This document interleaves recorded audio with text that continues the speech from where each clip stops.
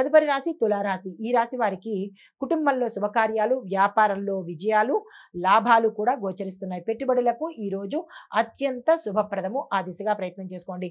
ఆరోగ్యం మెరుగ్గా ఉంటుంది. విద్యార్థులకు విజయాలు కలుగుతాయి. కానీ మీరు విదేశాలు వెళ్ళడానికి గతంలో ఏవైనా ప్రయత్నాలు చేస్తే మీకు ఈ సమయంలో వచ్చేటట్టుగా కనబడుతోంది. లేదు చెయ్యలేదు, ఈసారి చేసుకుందాము అని అనుకున్న వాళ్లకు ఈ ఈ ట్రిప్ ప్రయత్నం చేస్తే కనుక సక్సెస్ అయ్యే అవకాశం ఉంటుంది.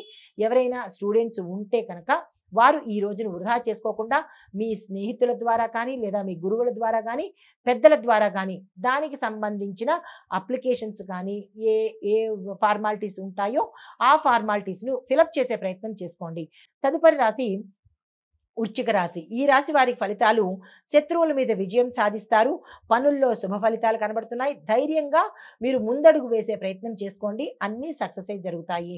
అయితే కార్తికేయ స్వామి వారికి ఆలయంలో అంటే సుబ్రహ్మణ్యేశ్వర స్వామి వారి ఆలయంలో మీ పేరిట కొబ్బరికాయను సమర్పించండి తప్ప అక్కడ కొబ్బరికాయను కొట్టే ప్రయత్నం అయితే చెయ్యకండి.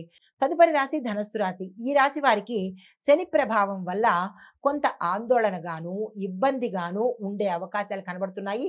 ఉద్యోగంలో ఉన్నవారికి, వ్యాపారంలో ఉన్నవారికి ఈ ఇద్దరికీ మినహా అందరికీ కూడా చాలా చక్కని ఫలితాలు కనిపిస్తున్నాయి. వీరిద్దరూ సంయమనం పాటించుకునే ప్రయత్నం చేసుకోండి. శ్రమతో శుభ ఫలితాలను సాధిస్తారు. విద్యార్థులు కృషి చేస్తే చక్కని విజయం సాధిస్తారు. పెట్టుబడులకు మాత్రం ఈరోజు ఎవరూ వెళ్ళకండి.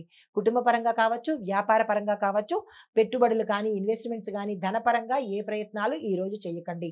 ఎందుకంటే శని ప్రభావం వల్ల కొంత నష్టపోయే అవకాశాలు కనబడుతున్నాయి. మీకు చెప్పదగిన పరిహారము విష్ణుమూర్తి సంబంధిత ఆలయ దర్శనం చేసుకుని అక్కడ మీ పేరిట పూజ చేయించుకున్నట్టయితే కనుక కొంత మంచి ఫలితాలు పొందే అవకాశం కనబడుతోంది.